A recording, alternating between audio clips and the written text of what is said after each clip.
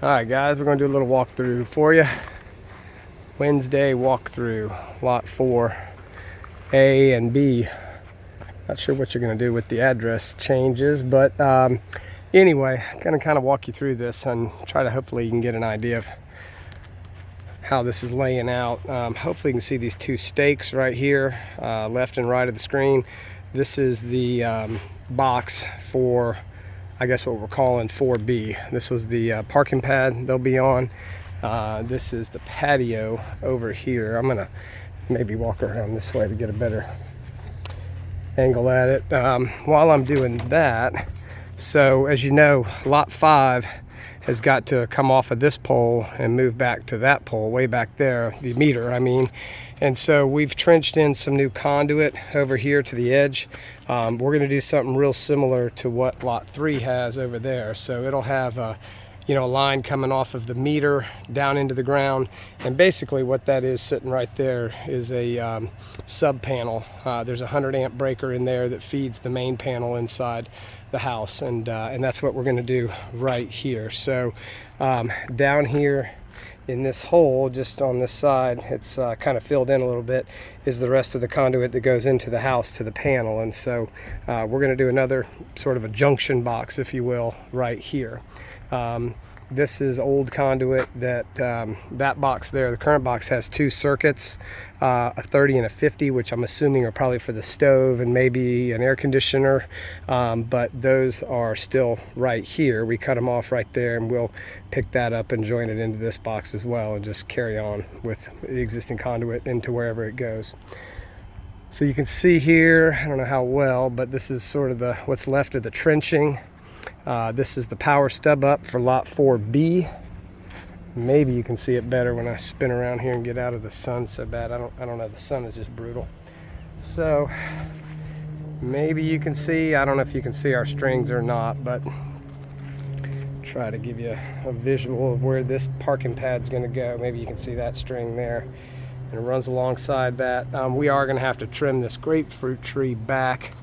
If not, maybe get rid of it, but it does have a good canopy, so maybe just we're going to trim this main trunk here so we have the vertical height we need for these bigger RVs and fifth wheels to get in. But that's sort of the way the pad is laying out. Here's the other border of the parking pad. Hopefully you can see, going straight up this line right here, and then this is the 10 by 20 patio area that they'll have.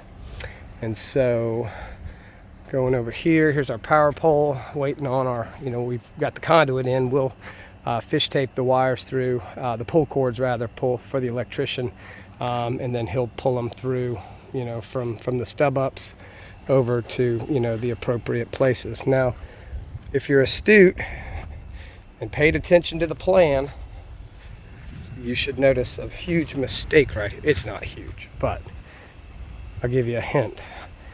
That stuff laying on the ground.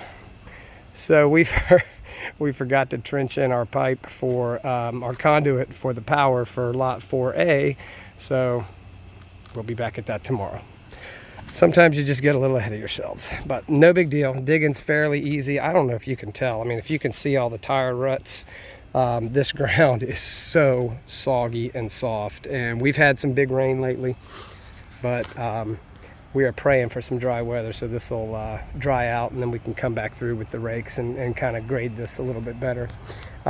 This is the trench for the new service line for lot 3. So everything's all, the conduit's all in this trench already.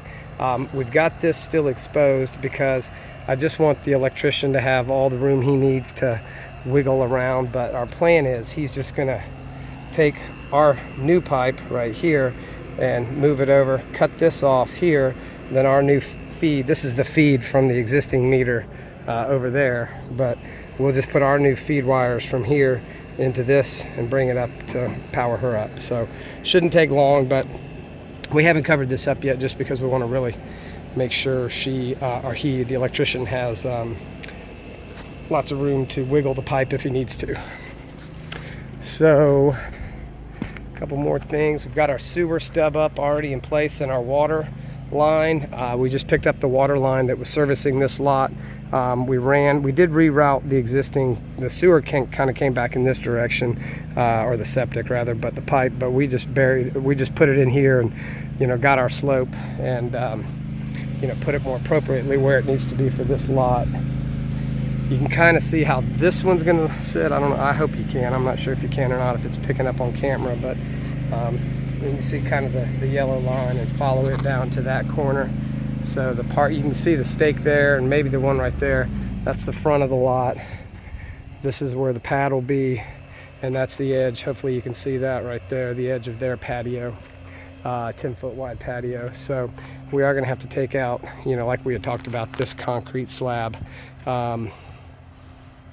So anyway, we'll get to that next week. That'll be a heavy, hot day, but we're up for it. So anyway, that's kind of where we stand right now. I don't know if you noticed, we also, one other thing I forgot to tell you about 4B was the sewer line over here. And basically what we did here was the sewer, you can see it right there, it comes right through here. It already did, and we just cut the pipe there and added a sanitary whatever you call it, clean out 90, sanitary T, and it runs very shallow, as you can see, and then picks up the main line and goes out to the septics out in the middle. So anyway, that's kind of where we're at, and call me with any questions, but we'll be back out here tomorrow. That's your Wednesday walkthrough. See ya.